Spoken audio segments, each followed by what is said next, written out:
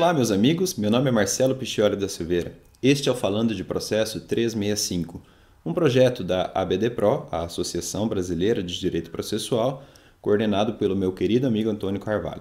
Hoje eu vou falar um pouco sobre a diferença entre sentença nula e sentença rescindível. Para explicar essa diferença, eu tenho que exibir aqui os meus pressupostos teóricos. Eu sigo a teoria do fato jurídico proposta por Francisco Cavalcante Pontes de Miranda. Segundo Pontes de Miranda, o mundo seria dividido em dois, o dos fatos brutos ou naturais e o dos fatos jurídicos. Em sua visão analítica, Pontes de Miranda propõe uma tripartição, digamos assim, dos fatos jurídicos.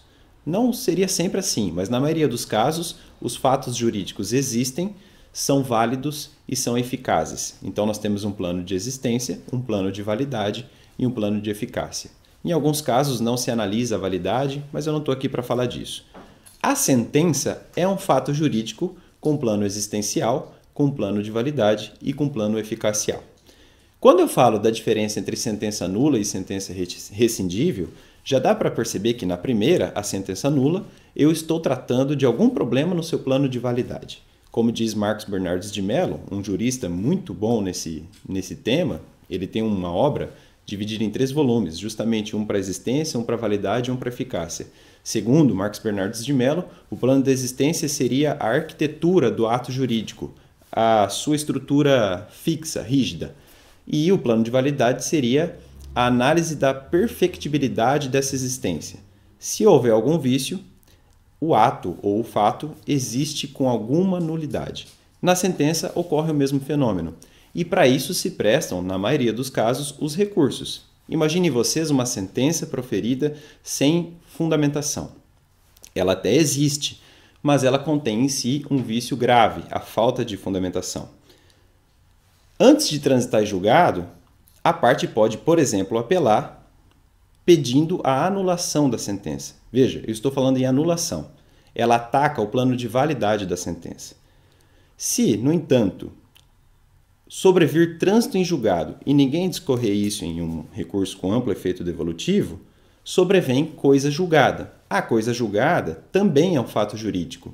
E no seu plano eficacial há um fenômeno um tanto interessante, chamado pela doutrina de eficácia sanatória geral da coisa julgada.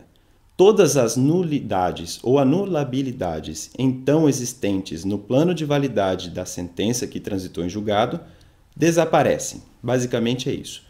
No entanto, por opção político-legislativa, os ordenamentos, alguns deles, conferem uma lista, eles criam uma lista de situações que são realmente graves.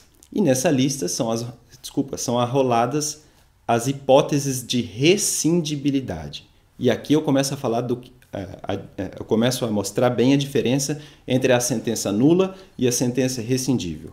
Depois que transita julgado, a sentença é no máximo rescindível naquele prazo decadencial da ação rescisória, que é, em regra geral, de 2 anos.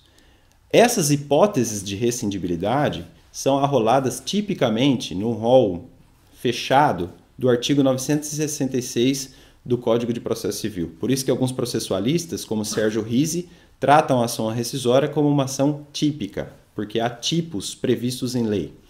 Pois bem, as rescindibilidades, como afirmei, são vícios gravíssimos. Mas nesse caso, a ação rescisória não discute mais o plano de validade. Como eu falei, depois que há trânsito em julgado, os vícios, as nulidades desaparecem. Remanescem apenas e no máximo as rescindibilidades. Eu acabei de narrar um exemplo da sentença mal fundamentada, certo?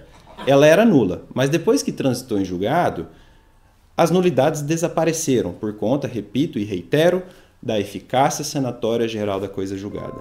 No entanto, na minha opinião, a falta de fundamentação adequada é um vício tão grave, mas tão grave, que talvez se encaixe na hipótese de violação expressa de norma jurídica, como consta lá em algum inciso do artigo 966. Em tese, é possível manejar ação rescisória contra essa sentença, não mais alegando a sua nulidade, mas a sua rescindibilidade.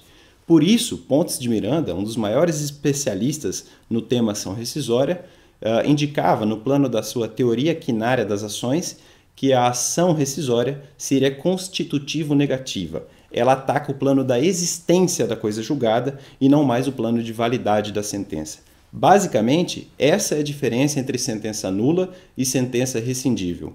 Uma e outra não se confundem e é importante compreender bem a distinção entre ambas para estudar a teoria geral dos recursos e para estudar também a ação rescisória, que é uma ação autônoma de impugnação. Nos próximos vídeos eu vou mostrar para vocês as hipóteses de rescindibilidade que estão lá no artigo 966. Vamos fazer um estudo analítico dessas hipóteses, claro, dentro das nossas limitações, eu não posso fazer um vídeo tão grande aqui. E eu também quero mostrar para vocês como o STJ tem enfrentado a questão do conflito de coisas julgadas. Você já parou para pensar o que acontece se houver conflito de coisas julgadas? Qual prevalece, a primeira ou a segunda coisa julgada? Continue seguindo falando de processo. Vou tratar desse tema em breve. Até mais, pessoal. Tchau!